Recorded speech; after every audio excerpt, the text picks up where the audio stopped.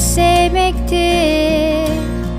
Sevmek ise sonsuz güvendir.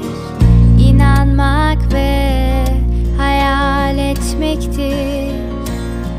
Sonsuza kadar güvenmektir. Yalnız benim gücümle uzanamayız göğe. İnanırsan sen bana ulaşırız sonsuza. Bu mazi netleşmedi, bendeki yara geçmedi. Gün geceden geçti, bu acı hiç gitmedi.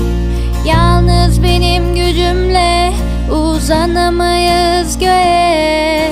İnanırsan sen bana ulaşırız sonsuza. Bu mazi netleşmedi, sensiz zaman geçmedi.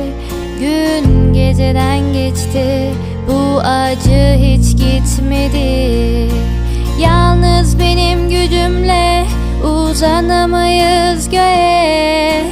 İnanırsan sen bana ulaşırız sonsuza. Bu mazi netleşmedi, bendeki yara geçmedi.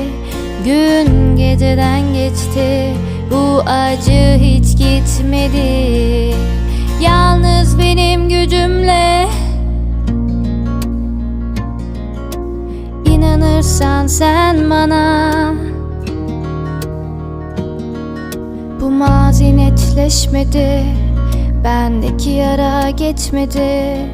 Gün geceden geçti, bu acı hiç gitmedi.